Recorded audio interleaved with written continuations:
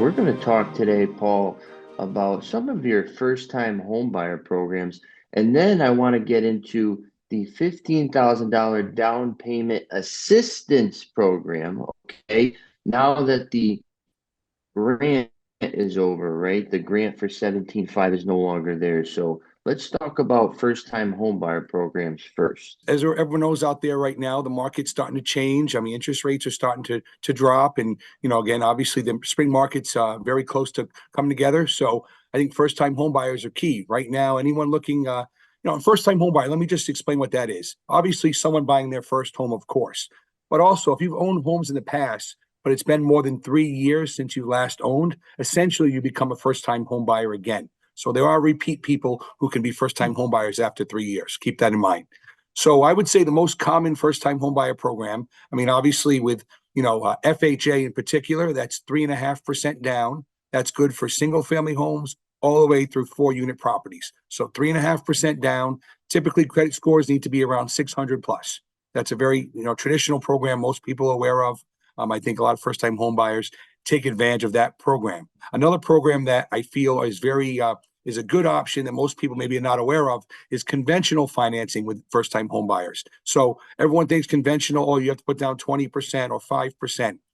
But if you're a first-time home buyer buying a single-family home, you can put down as little as 3% with conventional financing. And in this market, being a very competitive market as it is, I feel with conventional financing sometimes will trump a FHA offer. I mean, we all know FHA is a great program, but sometimes with the appraisals and whatnot, the conventional will hold more weight in this market. So I think 3% down is an option for that. Also keep in mind with conventional, this is something that changed the past couple months. Before, with a multifamily home, you would have to put down 20% or more. Now with conventional, they'll do as little as 5% down. And that's something that most people aren't aware of. So it's 5% down for 2 to 4 unit properties, owner occupied. And we can also use the rental income as well to help them qualify for more. VA loans, which are great programs. I mean, first-time home buyers, of course, even repeat, it's 100% financing if you're VA. Also, no PMI. And PMI is private mortgage insurance, which we all know is an additional expense that the borrower would have to pay. So if we can go VA, no money down, no PMI, that's a great program for anyone, but especially first-time home buyers. And then one other program I want to mention as well is USDA program.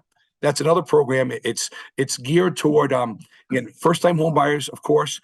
It's no money down, but the only stipulation is it has to be in an agricultural area. There's certain towns in Rhode Island that they deem that qualify. For example, like Foster would be one of those towns. And if you can get this program, it is no money down. It's a program that it's similar to the guidelines of FHA, but again, it's a way for first-time home buyers to minimize their out-of-pocket expenses.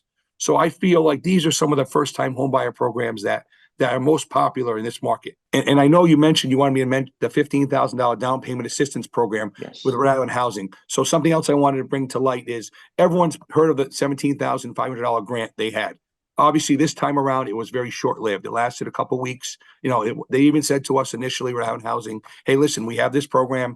It's probably not going to last that long, but we want to throw it out there. So we advertised it. Obviously, many people took advantage. So it was exhausted after about 3 weeks. So they said, you know what? It happened so quickly. Wow. We want to figure out a way. What can we do now for all those people that were counting on this? So now we have a Rhode Island Housing brought a program. It's a $15,000 down payment assistance.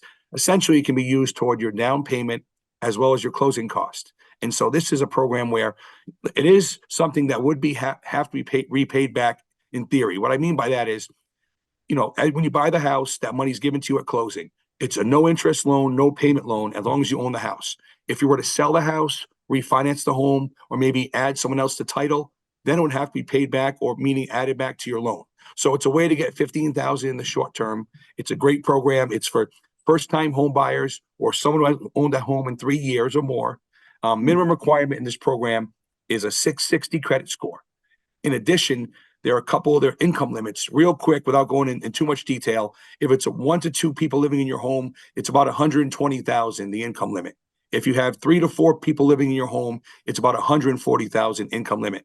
And the one thing I want to mention about income limit, what that means is people think, well, they're not applying. If you apply for this program, let's say one person does, and they make $80,000. But let's say their spouse or someone else living in their home makes money, even though they're not on the loan, they have to be factored into the income for the whole home.